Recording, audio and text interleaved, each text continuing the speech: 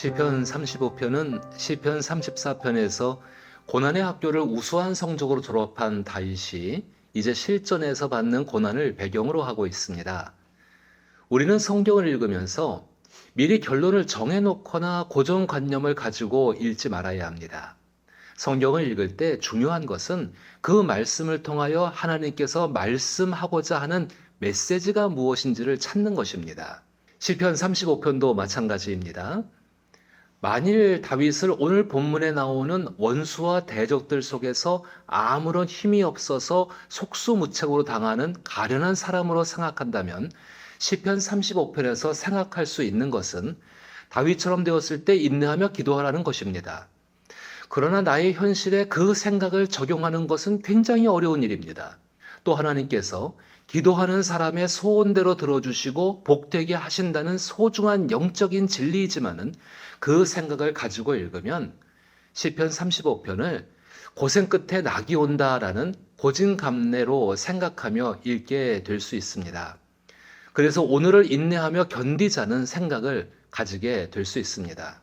그것은 운명론에 가까운 무책임한 생각입니다. 그리고 항상 함께 계시는 하나님은 우리의 마음과 생각에서 허망하게 사라집니다. 또 시편 35편의 배경과 저자의 동기를 무시하고 읽으면 시편 35편에서 하나님의 구체적인 행동이 보이지 않기 때문에 고난 중에 하나님을 바라고 소원만 하면 하나님께서 다 이루신다라는 생각을 하게 합니다. 그러면 인간을 통해 하나님의 인격을 실현하는 인간의 고귀함은 사라집니다. 물론 이런 생각들이 하나님의 큰 그림을 완성시켜 나가는데 방해되지 않을 수 있습니다. 그러나 하나님과 나와 함께 그려야 하는 나의 인생이라는 작은 그림은 왜곡될 수 있습니다. 마치 웃는 얼굴에 괴로워서 찡그리고 있는 눈을 그린 모습입니다. 시편 35편에서 하나님의 메시지를 찾기 위해 먼저 몇 가지를 생각해 봅니다. 첫 번째는 시편 34편과 시편 35편은 자매시입니다. 시편 34편과 35편에는 시편 전체를 통틀어 예수 그리스도의 지키심과 보호하심과 이끄심을 나타내는 여호와의 천사라는 표현이 사용됩니다. 이것은 다윗이 의도적으로 자신의 일생 동안 언제나 함께 하시는 하나님의 보호를 말하기 위한 것입니다. 두 번째는 시편 34편에서 다윗은 아무런 힘이 없이 굶주린 사자와 같은 사울에게 쫓기는 가련한 신세였습니다. 그러나 시편 35편에서는 다윗은 모든 것을 마음대로 할 수 있는 절대 권력을 가진 왕입니다. 시편 35편의 정치적 사회적 배경은 절대 왕정 시대인 것을 기억해야 합니다. 셋째는 다윗은 하나님을 경외하는 사람으로 성숙해졌다라는 것입니다. 시편 34편을 생각해 보십시오. 시편 34편에서 다윗은 하나님을 경외하는 방법인 하나님과 하나님의 말씀 그리고 자기 자신과 다른 사람의 유익을 위해 균형 잡힌 생각과 행동을 하는 것을 배우기 시작했습니다. 사울 왕을 죽일 수 있는 자유를 하나님 그리고 그의 말씀과 자기 자신과 다른 사람들에게 유익하도록 사용하지 않는 참된 자유를 행했습니다. 다윗의 성숙은 하나님의 보호 속에서 더 풍성한 자유를 누리고 싶은 소망을 통해 나타납니다. 마지막으로 다윗을 고통스럽게 한 대적이 시편 34편에서 보다 굉장히 많아졌다는 것입니다. 그것은 다윗이 하나님께 받은 은혜로 말미암아 자신이 감당해야 하는 삶의 책임이 커졌다는 것입니다. 다윗의 거취로 인해 영향을 받는 사람들이 많아졌다는 의미인 동시에 하나님과의 교제와 성실함으로 감당해야 할 일들이 많아졌다는 것입니다. 이 같은 생각 속에서 시편 35편을 통해 제가 찾은 메시지는 어떤 경우에도 하나님께서 주신 경계를 넘지 말라라는 것입니다. 하나님께서 주신 경계 안에 있으면 언제나 안전합니다. 하나님께서 창조 때부터 구분하여 놓으신 에덴 동산은 구분된 것에 임재하시고 보호하시는 하나님의 인격을 나타냅니다. 아담은 하나님께서 구분해 놓으신 곳에서 하나님과 교제하며 하나님처럼 자유롭게 자신이 지어준 이름 그대로 각종 동물과 식물들을 하나님과 함께 돌보고 함께 살고 있는 하와를 행복하게 할 수 있었습니다. 그 안전하고 자유롭고 복된 아담의 삶을 위해서 하나님께서 아담에게 간곡하게 부탁하신 것은 경계를 넘지 말라는 것입니다. 선악을 아는 열매는 하나님께서 아담을 위해 만들어주신 경계입니다.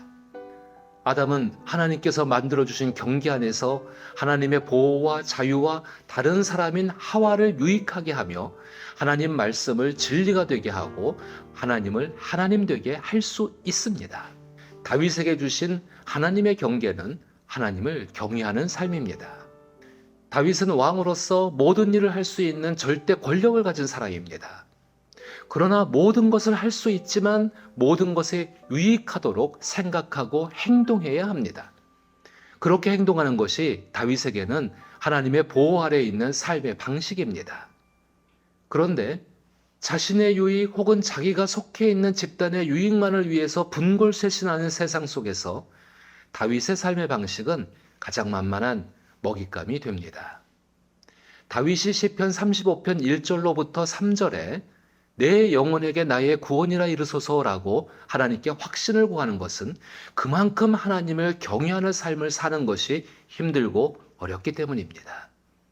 그러나 다윗은 하나님께서 자신에게 주신 보호와 경계를 지키기 위해 필사적으로 노력하고 있습니다. 하나님은 하나님의 보호 아래에 있는 사람이 하나님을 높여주기를 바라십니다. 보호자의 손을 잡고 있는 사람이 보호자를 칭찬하는 것은 당연한 것입니다. 그런데 보호자를 칭찬하지 않아도 되는 것이 당연한 것이 되었습니다. 하나님의 보호 속에 있지만 하나님을 높여드리지 못하는 것이 이 시대의 종교의 모습입니다. 또한 하나님께서 주신 경계를 넘어가 버린 사람들의 모습이며 그것은 하나님의 아픔입니다. 하나님께서 정해주신 경계를 넘어버리면 하나님의 보호를 느끼고 보고 듣는 것이 자기가 겪고 있는 고난으로 인한 자기 감정에 가려져 버립니다. 하나님의 보호 속에서 심리적으로, 육체적으로, 정신적으로 고통을 받고 있는 다윗은 하나님을 높여드립니다. 이것은 종교적인 의도가 아니라 하나님을 높여드리는 그 순간만이 고통 중에서 호흡할 수 있는 쉼을 주기 때문인 것입니다. 9절에 내 영혼이 여호와를 즐거워하며 그의 구원을 기뻐하리로다. 18절에 내가 대회 중에서 주께 감사하며 많은 백성 중에서 주를 찬송하리이다. 28절의 나의 혀가 주의 의를 말하며 종일토록 주를 찬송하리이다. 특히 27절의 말씀에서 나의 의를 즐거워하는 자들이라는 표현은 하나님을 경외하는 삶을 사는 다윗을 신뢰하고 사랑하는 사람들입니다. 그 사람들은 다윗과 함께 동시대를 살고 있는 사람만이 아닙니다. 다윗처럼 하나님께서 주신 경계 안에서 하나님의 보호와 자유로 자기의 삶을 살았던 믿음의 조상들, 즉 히브리서가 말하고 있는 허다한 구름 같은 증인들입니다. 다윗이 하나님을 재판정으로 삼아서 정당한 재판을 통해서 싹 쓸어버리기를 원했던 다윗을 괴롭히는 대적들과 원수는 4절에서 8절에 진술하는 다윗의 성실한 삶을 파괴하려는 사람들과 11절에서 16절에 진술되는 하나님과의 교제를 끊어버리려는 회칠한 무덤 같은 종교인과 25절부터 26절에서 진술하고 있는 자신들이 재판장인 것처럼 말하고 행동하며 재판의 결과에 불복하는 사람들입니다. 시편 35편은 분리해서 표현하지만 실제는 세 종류가 혼합된 사람들입니다. 특히 11절에서 내가 알지 못하는 일은 나라를 다스리는 다윗에게 종교적인 질문들입니다. 다윗은 말씀을 따라 살았습니다. 15절에 그러나 내가 넘어지매라는 표현 속에서 실천이 없는 종교인들에게 시비거리가 되는 일이 있을 때 16절에서처럼 많은 사람이 모인 공식석상에서 침소붕대식으로 말하고 혹은 자신들이 마치 왕인 것처럼 다윗이 감당할 책임을 넘어선 과도한 징계를 주장하고 지난날의 다윗의 공로를 전혀 인정하지 않고 무조건 정죄하는 사람들입니다. 왜 이들이 이렇게 하는가? 다윗으로 하여금 하나님께서 정해놓으신 선을 스스로 넘게 하기 위한 것입니다. 대적과 원수들의 공동 목표는 다윗으로 하여금 하나님께서 정해주신 경계선을 스스로 넘게 하는 것입니다. 그래서 다윗을 죽이고 멸망시키려는 수많은 시도를 합니다. 최소한 다윗을 백성들의 조롱거리로 만들어서 고립시키려 합니다. 그것도 안 되면 의혹과 거짓 증거로 다윗을 사랑하고 신뢰하는 사람들을 실망시켜서 최소한의 설 자리를 잃어버리게 하고 싶었습니다. 그래서 하나님을 경외하는 삶의 방법인 하나님과 하나님 말씀과 자기 자신과 다른 사람의 유익을 생각하는 균형 잡힌 생각을 마비시키고 높당의 제사장 아히멜렉에게 했던 철부지의 행동을 하게 하는 것입니다. 그러면 하나님과의 관계, 하나님 말씀과의 관계, 다른 사람과의 관계가 모두 파괴되어진 자기들과 같은 하나님의 진노의 대상이 되기 때문입니다. 그러나 다윗은 선을 넘는 행동을 하지 않았습니다. 그것은 하나님의 보호를 스스로 떠나지 않았다는 것입니다. 마치 좁은 항구에 들어오려는 항공모함 같습니다. 작은 견인선들이 항공모함을 항구로 입항시킬 때 항공모함은 엔진을 끄고 방향타를 도선사에게 맡깁니다. 그러면 도선사와 견인선들이 항공모함을 항구에 안전하게 정박시킵니다. 만약 항공모함이 강력한 엔진을 작동시키고 원하는 대로 방향타를 움직인다면 항구에는 재난 상황이 발생할 것입니다. 예수님이 오시기 전에는 하나님이 주신 경계는 모든 사람의 것이 아니었습니다. 특정한 사람들, 예를 들어 노아, 아브라함, 이삭, 야곱, 요셉, 모세, 사무엘, 다윗, 이사야, 예레미야 등등만이 가지고 있었습니다. 사실은 율법을 통해 경계를 주셨지만 그것을 지킬 수 없었습니다. 그런데 주 예수께서 오심으로 믿는 사람들의 경계가 되어 주셨습니다. 믿는다는 것은 사랑한다는 것입니다. 사랑하면 닮아갑니다. 다윗이 자신에게 주신 하나님의 경계를 지켰던 것처럼 예수를 변함없이 흔들림 없이 사랑하십시오.